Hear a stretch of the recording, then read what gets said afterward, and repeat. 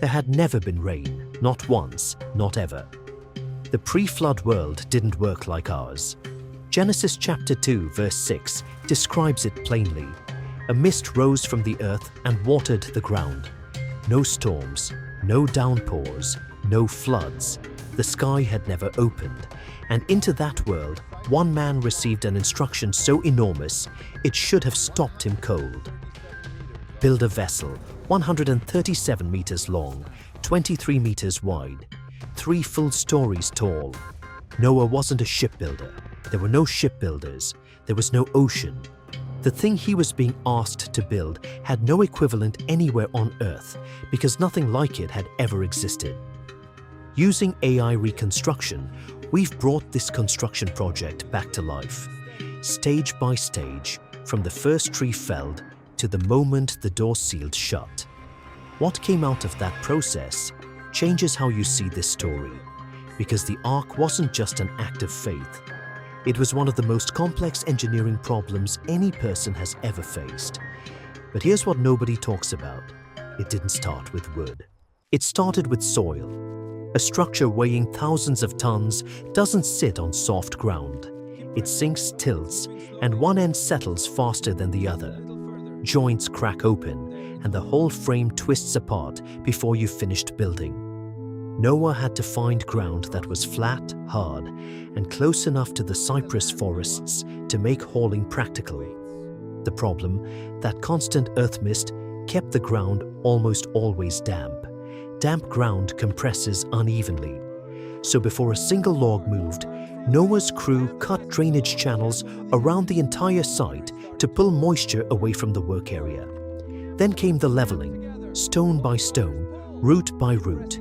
Every centimeter of unevenness corrected by hand. People walked past and watched, some laughed, most just didn't understand. Noah didn't explain himself. He kept digging. And stay with me here, because what came next is where this project gets genuinely staggering. God specified cypress, dense, resin-rich, rot-resistant. Ancient builders across the Mediterranean used it for exactly these reasons centuries after Noah. The wood holds joints tightly, doesn't warp easily, and when sealed becomes nearly waterproof on its own. But cypress trees aren't small. They grow heavy and tall, with thick trunks that resist every blow. Felling one with a stone axe takes days, not hours. Days of repeated strikes, driving wedges to control the fall, reading the creak of the wood to know when to step back. Then it had to move. No wheels in common use, no iron, no cranes. The only workable method was wooden rollers, short logs placed under the long log, ropes attached. A team of men pulling while others moved the rear rollers to the front as each one cleared. Meters per hour, not kilometers, one log at a time. Hundreds of logs. Years of this. Engineering analyses of the Ark's dimensions suggest a vessel this size would require timber from over 4,000 mature trees. 4,000, every single one felled, stripped, and hauled by hand to the same location. But the real problem wasn't moving the wood. It was what Noah had to build with it. Every large wooden vessel starts the same way. The keel, a single continuous beam running the full length of the hull at the bottom. Everything else attaches to it. Without a solid keel, the structure flexes, twists, and fails under load. For the Ark, that keel needed to span 137 meters. No tree alive does that. Noah had to join multiple massive beams end to end, carved with interlocking joints, male into female, fitted so precisely that under compression they tighten rather than shift. Hardwood pegs driven through each joint, surfaces that had to mate exactly because a gap of even a few millimeters becomes a fracture point when thousands of tons press down over months. Then the ribs, curved beams rising from the keel on both sides, arching outward to shape the hull. Each one had to match the last. Ropes stretched tight as reference lines, stones on cord as plumb lines. If one rib tilted wrong, the hull became asymmetric. An asymmetric hull lists in water. A listing vessel loaded with thousands of animals doesn't recover. They got every rib right. When the skeleton was complete, this enormous wooden frame standing in open land with no sea for hundreds of miles, something shifted. The mockers went quiet, because whatever they thought Noah was doing, they could now see it taking shape. But the structure still wasn't safe. Not even close. A beautiful wooden frame sinks as easily as an ugly one without a seal. God's instruction was direct. Cover the ark inside and out with pitch. The Hebrew word is kopher, a natural bitumen, tar-like, found across the ancient Near East.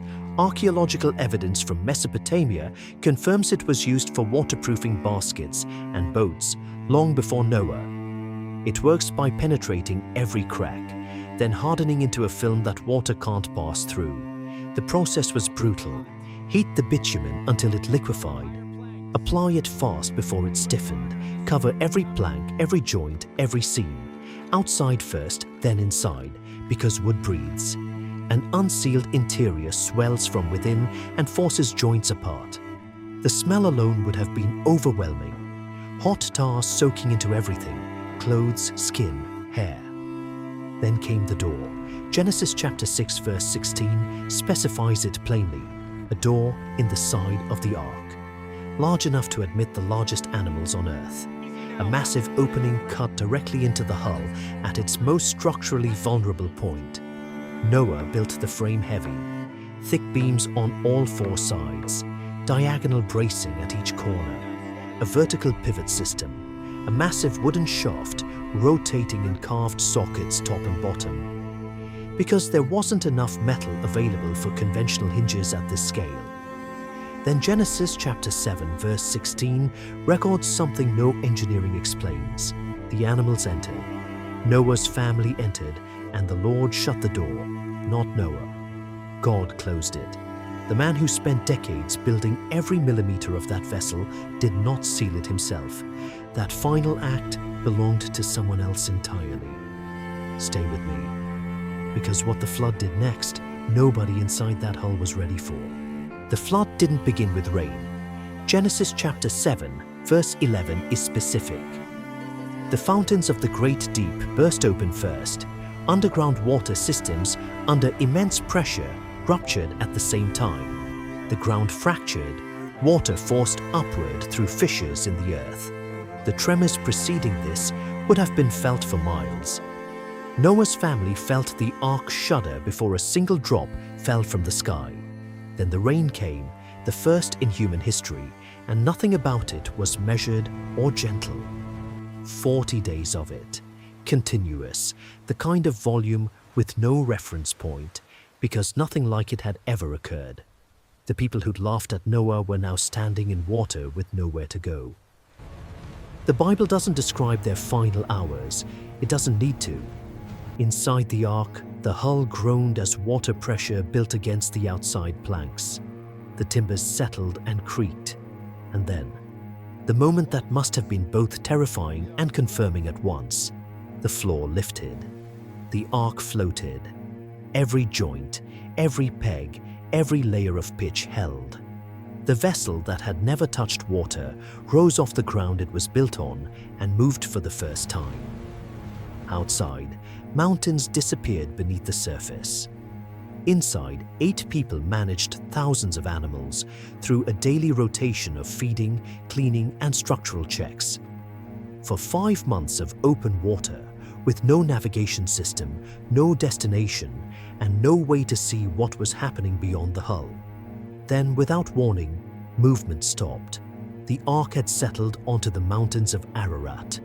And here's what I keep coming back to, even after everything that just happened. It's what Noah did next that tells you everything about who this man actually was. Noah opened the upper window. Fresh air hit the interior for the first time in months. Not the recirculated breath of thousands of animals, but actual open air, carrying the smell of water and wet stone, and a world being uncovered. He released a raven, then a dove. The dove came back, nothing to land on. A week later, Another dove. This one returned with an olive leaf in its beak. Olive trees need soil. Living soil meant land was surfacing. One more week, one more dove. It didn't come back. After more than a year inside the ark, God spoke again. Come out. Noah obeyed. The door that God had sealed opened, an animal at a time, then the family, stepping onto ground that had been completely remade. New topography, new drainage patterns, new soil. A world that functioned differently than the one Noah had built the ark in. His first act on solid ground wasn't to survey what survived. He built an altar and made an offering, not a monument to his own work, an acknowledgement that the structure preserving all of them was never purely his project. God's response was a covenant recorded in Genesis chapter 9, verse 11, never again by flood, and as a sign of it, something placed in a sky that had never produced rain before, a rainbow. The first one ever. The ark itself stayed on Ararat. Unused, unnecessary, wood decays over centuries, joints loosen, planks soften, structure dissolves back into the earth it was cut from.